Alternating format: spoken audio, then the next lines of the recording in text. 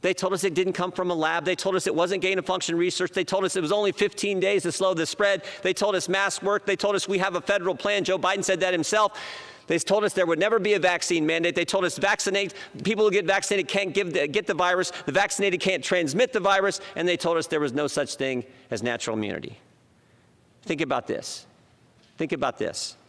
At the same time, Democrats require you to put on a mask, show your papers and an ID to get a Big Mac at McDonald's. They want to allow the federal government to stop states from requiring a photo ID to vote.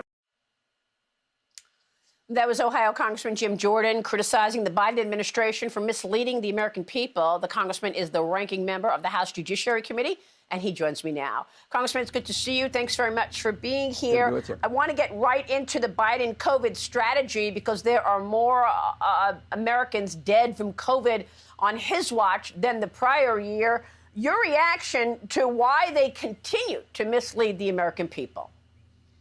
I think the Attorney General from Missouri had it right. It's about power and control. It's certainly not about the science. It's certainly not about the truth. It's certainly not about the facts. It's about power and control. And it's just one more thing that they've done wrong. I mean, frankly, I don't know that they've done anything right. What was the Quinnipiac poll had his approval rating at 33%. I think the real question is, who are these 33%? I mean, who are the people who actually think that he's doing a good job? So, yeah, they've messed up every single thing. You think about the message that they're sending to families, particularly in urban areas, where they're saying, we're not going to let your kids go to school. We're going to let bad guys roam the street. And, oh, by the way, we're also going to let illegal immigrants vote. I mean, that's the message they're sending. No wonder no one approves of what this administration is doing. Congressman, I want to get to the letter that you sent Javier Becerra in a moment. But first, you mentioned the other day that representatives on the floor of the House were getting masks made by China. I want to get your take on this whole Chinese component here, because the CCP has made it very clear. It wants to overtake the United States as the #1 superpower. We know all the circumstantial evidence points to a lab leak out of Wuhan, and yet Joe Biden has yet to raise any of this. With Xi Jinping, 4 phone calls with the leader of the Chinese Communist Party, Xi Jinping. Yeah.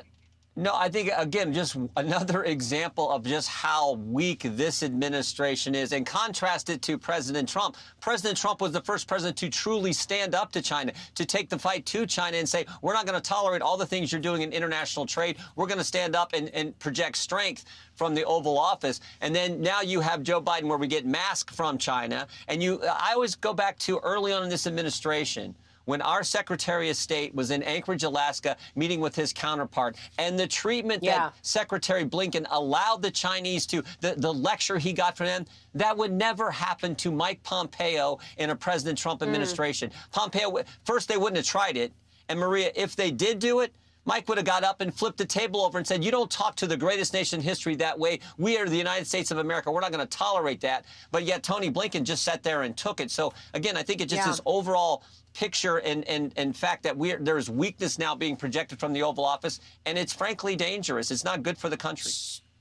So you sent a letter, you and Mr. Comer sent a letter to Secretary Becerra. What do you want here? And are you going to investigate Anthony Fauci should you take the control and the majority in the House?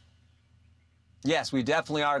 Representative Comer, myself, Senator Paul, Senator Johnson, we are definitely, if the American people put us back in charge, we are definitely going to do this, because we now know, without a doubt, that Dr. Fauci knew on January 31st and February 1st that this thing came from a lab. The top scientists in the country were saying it came from a lab. One scientist says, we got the notes now from the conference call on February 1st. One scientist says, I don't see how this can happen in nature, but it would be easy to do in a lab. And yet, just in a matter of days, they changed their position, write the article that appears in Nature Medicine magazine, which then gets cited in the now famous letter in the Lancet that became the gospel for the fact that Fauci can go out and tell people it didn't come from a lab, when in fact they knew it did. And the interesting thing is, and we point this out, we just learned this last week, the 2 doctors who were most adamant that this thing came from a lab early on. One is Dr. Christian Anderson. On January 31st, 2020, he says this to Dr. Fauci in an email. He says, virus looks engineered, virus not consistent with evolutionary theory. So he knew it came from a lab,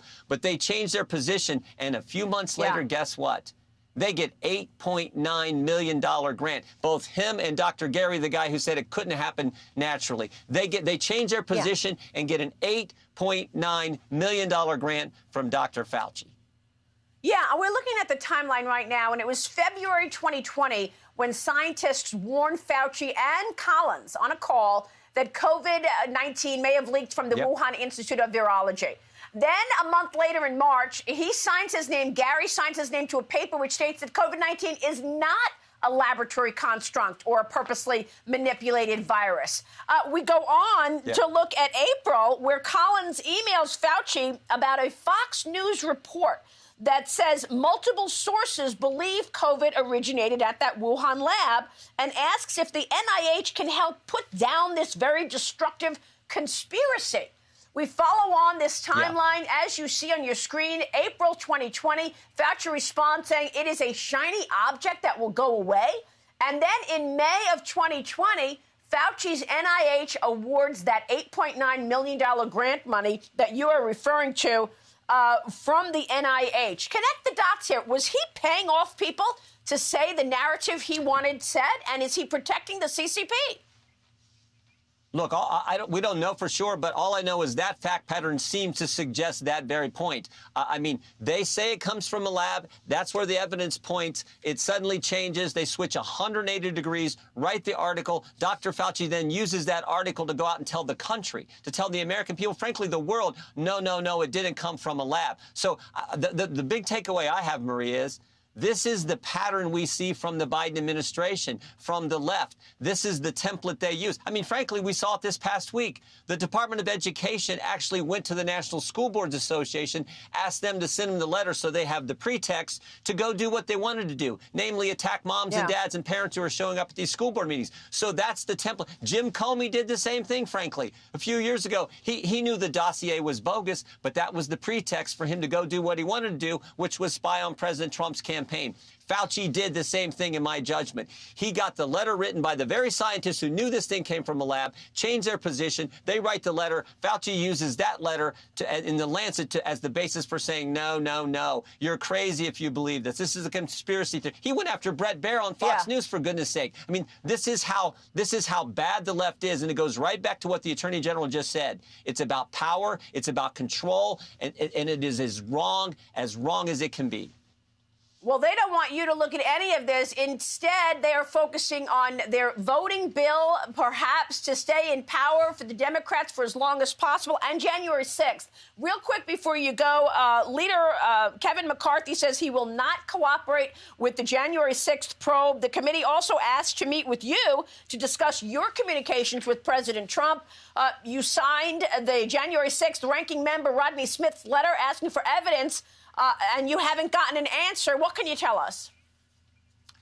Well, first of all, I think anyone with common sense would be reluctant to go talk to this committee. They've already proven they will alter evidence and lie to the American people about it. So you got to question their just what they're up to when they prove they will do that. And then second, I think everyone in the country sees this as a political operation. This is designed to get after President Trump because they don't want him to run again. Because President Trump, I think, is going to run again, and I think he's going to win. And that's what this is designed to do. And as you rightly point out, Maria, they won't look at the one person, the Speaker of the House, and her responsibility. In fact, Benny Thompson, the chairman of the committee, has basically said she's off limits, and she's the one responsible for the security of the United States Capitol.